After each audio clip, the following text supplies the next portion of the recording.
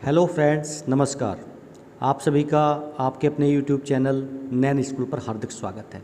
आज के अपने इस वीडियो में हम बात करने वाले हैं सेना के दो बड़े अधिकारियों का हुआ कोर्ट मार्शल। जी हाँ, देखिए जीसीएम हुआ है सेना के एक कर्नल और एक लेफ्टिनेंट कर्नल का। वजह है वित्तीय अनियमितताएं। जी हाँ, देखिए फाइनेंशियल इरेगुलरिटीज़।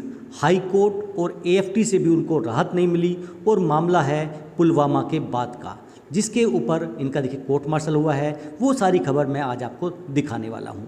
अगर आप मेरे चैनल पर नए हैं, चैनल को सब्सक्राइब कर लीजिए। वीडियो पसंद आए तो लाइक और शेयर ज़रूर करें और हाँ, नोटिफिकेशन बेल को ज़रूर प्रेस करें ताकि जो भी जानकारी मैं आप तक पहुँचाऊँ उसका नोटिफिकेशन आपके पास ज़रूर पहुँच जाए। आप यहाँ पर देख सकते हैं 28 दिसंबर 2023 की द ट्रिब्यून की ये न्यूज़ है। Colonel and lieutenant colonel face court martial over financial irregularities.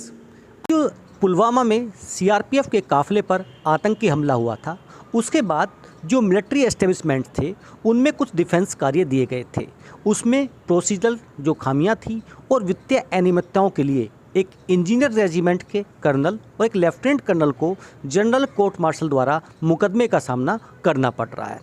सशस्त्र बल न्यायाधिकरण एएफटी चंडीगढ़ बेंच द्वारा जीसीएम के अधिकार क्षेत्र को चुनौती देने वाली उनकी याचिका को खारिज करते हुए जालंधर स्थित 11 कोर हेडक्वार्टर द्वारा बुलाई गई जीसीएम 27 दिसंबर को गुरदासपुर में शुरू हुई। देखिए, उन्होंने एएफटी में जो जीसीएम चल रहा था उसके खिलाफ याचिका डाली थी, लेकिन एएफटी चंडीगढ़ की बेंच ने उस याचिका को जो है खारिज कर दिया और 27 दिसंबर को उनके खिलाफ जो है दोबारा शुरू हो जाती है जनरल कोर्ट मार्शल की कार्रवाई।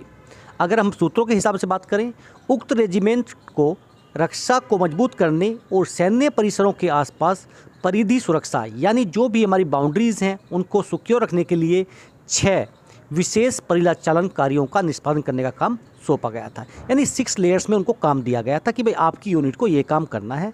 तो जो कर्नल साहब थे वो उस टाइम उस यूनिट के कमांडिंग ऑफिसर थे, जो हाल ही में पश्चिम सेक्टर में स्थानांतरित हुआ था, जब lieutenant colonel second in command थे। तो देखिए, जो फर्स्ट कमांडर थे और सेकंड इन कमांड थे, उन दोनों के बारे में यहाँ पर बताया जा रहा है। शिकायतों के बाद मामले की जाँच के लिए कोर्ट ऑफ इंक्वायरी हुई, आदेश दिया गया जिसमें उन्हें कृत्य जो भी ये कार्य थे उसका दोषी ठहराया गया और जीओसी 11 कोर्ट द्वारा उनके खिलाफ डिसिप्लिन एक्शन शुरू करने का आदेश दिया गया था। उन पर सेना अधिनियम की धारा 52F और 63 के प्रावधानों के तहत धोखाधड़ी के इरादे और अच्छे आदेश और सैन्य सुशासन के प्रतिकूल कार्य करने का आरोप लगाया गया था। जब इस साल की शुरुआत में जीसीएम बुलाई गई थी तो दोनों अधिकारियों ने सीमा के आधार पर एक याचिका दायर की थी, जिसे अदालत ने खारिज कर दिया था। इसके बाद उन्होंने राहत की मांग करते हुए एएफटी के साथ साथ पंजाब और हरियाणा हाई कोर्ट का दरवाज़ा खटखटाया। एक कोर्ट ऑफ इंक्वायरी पहली बार जून 2019 में बुलाई गई थी, लेकिन प्रशासनिक कारणों से यह इकट्ठा नहीं हो सकी। जुलाई 2019 में एक और कोर्ट ऑफ इंक्वायरी का आदेश दिया गया, जिसके निष्कर्ष सितंबर 2019 में 11 कोर के सामने प्रस्तुत किए गए और इसके निष्कर्षों पर आदेश फरवरी 2020 में जारी किए गए। हालांकि एएफटी की दिल्ली बेंच ने इसे रद्द कर दिया था। जनवरी 2021 में तीसरी कोर्ट ऑफ इंक्वायरी का आदेश दिया जाता है, लेकिन एडमिनिस्ट्रेशन कारणों की वजह से इसे भी रद्द कर दिया जाता है और चौथी कोर्ट ऑफ इंक्वायरी कुछ दिन बाद बुलाई गई, जिस पर सितंबर 2021 में निर्देश जारी किए गए, जिसे वर्तमान परीक्षण जो है चल रहा है। उन्होंने एएफटी के समक्ष दलील दी थी कि 3 साल की सीमा की अवधि उस तारीख से शुरू होती है जब सक्षम प्राधिकारी को कथित अपराध का ज्ञान प्राप्त हुआ था, जो इस मामले में सितंबर 2019 था, जबकि मुकदमा वास्तव में 3 साल की अवधि से काफ़ी आगे जा चुका है। आप सभी जानते हैं कि जो 3 साल का कोर्ट ऑफ इंक्वायरी का पीरियड होता है ये दिया हुआ होता है। कुछ दिन पहले अपने आदेश में एएफटी की न्यायमूर्ति सुधीर मित्तल और एयर मार्शल मानवेंद्र सिंह की खंडपीठ ने कहा कि पहले हुई कोर्ट ऑफ इंक्वायरी कार्रवाई को रद्द कर दिया गया था। इस प्रकार उनके आधार पर अर्जित कोई भी ज्ञान निरर्थक हो गया, यानी जो पहले वाली बात थी वो सब खत्म हो जाती है। पीठ ने फैसला सुनाया कि नवीनतम जो कोर्ट ऑफ इंक्वायरी हुई, जिस आधार पर सितंबर 2021 में आदेश जारी किए, उस पर सीमा की अवधि जो है, जो टाइम लिमिट है, उससे बात जो है शुरू होनी है।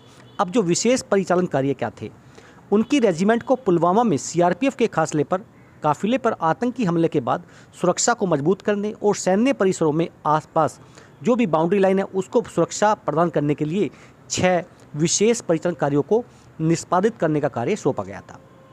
कर्नल तब यूनिट कमांडर थे और जो दूसरे वाले थे वो देखिए सेकंड इन कमांड थे, और इसी वजह से इन दोनों पर देखिए जो प्रोसीजरल लेप्सेस हैं वो भी, और जो वित्तीय अनियमितताएं हैं उन दोनों का चार्ज लगा, जिसके ऊपर जनरल कोर्ट मार्शल चल रहा है। और एएफटी और पंजाब और हरियाणा हाई कोर्ट दोनों से देखिए यहाँ पर उनको जो है निराशा ही हाथ लगी है। अब जो भी कोर्ट ऑफ या कह सकते हैं जनरल कोर्ट मार्शल का आउटपुट आएगा वो भी आपको पता चल जाएगा, लेकिन अभी लेटेस्ट जानकारी यही है कि देखिए जीसीएम को जो है हरी झंडी मिल चुकी है। एएफटी ने माना कि जो पहली कोर्ट ऑफ इंक्वायरी थी वो रद्द हो चुकी है, उसके टाइम पीरियड को काउंट नहीं किया जाएगा। फिर मिलेंगे आपसे। जय हिंद, जय भारत।